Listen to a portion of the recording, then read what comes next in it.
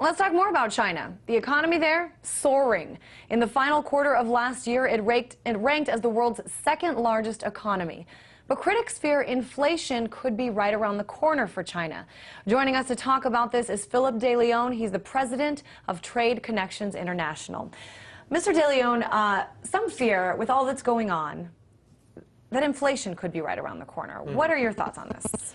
Well, inflation is always a problem in China, but the Chinese authorities are very aware of it, and they like the market economy, but they also like to intervene, and so they will probably raise the interest rate, and they also give instructions to banks and say, slow down on lending so that we don't have, the economy going up and up. So, inflation should still be significant, but moderate compared to last year. And we were talking a little earlier about exports. Yes. China? Yes. We have Germany. Who exports more, and what are some other factors here? Well, some data have came in, but we don't have all the data. They will only come in February for Germany. But so far, for the first 10 months of 2009, China was ahead with 957 billion, while Germany was at 917 billion. However, it doesn't take into consideration services. We're talking about exports of goods. Everybody knows that China is very big in manufacturing, but still lagging in services. So there is some way to go. And to give you an example, in 2008, services represented $549 billion of U.S. exports. What kind of services are we talking about? Give me some examples. All general, you have goods and services. It's everything from IT to, things online, etc., technology, a lot of things that are intangible, not manufactured goods. And it's a huge component. Talk to me about the economic recovery in China. From an outsider's perspective, when you see economic recovery there and you see it in the United States, compare the two. Well, it seems that the one in China is better, more organized. In the U.S., we had some tax relief. That was very nice, but it didn't achieve much.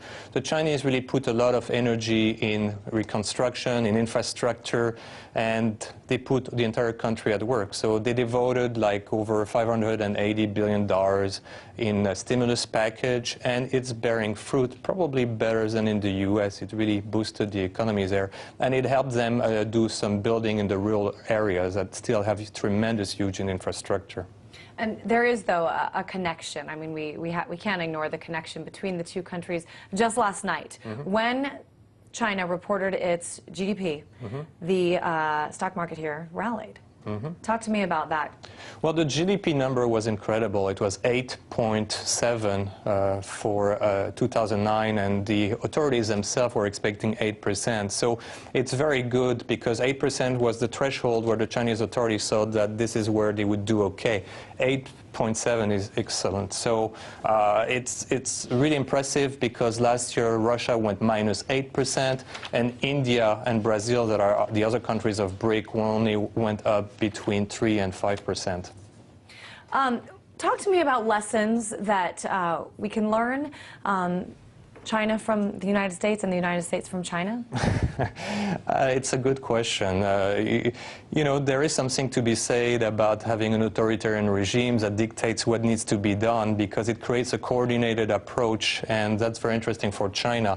The federal government decides something, and then the regional, the local government, everybody implements what has been decided. So, of course, it's good if the policy is good, but if it's bad, it's a problem. So far, it's been good for China. So it's something we could learn maybe in the U.S., not to have an authoritarian decision made, but more a coordinated approach. And what the Chinese could learn is that our flexibility enables us to address issues and identify them. In China, when there's a problem, nobody talks about it until there's a huge scandal, like the food poisoning or the lead in some in the toys that were exported. So I think we both can learn and find something in between that would fit us well. All right, Philip De Leon, president of Trade Connections International.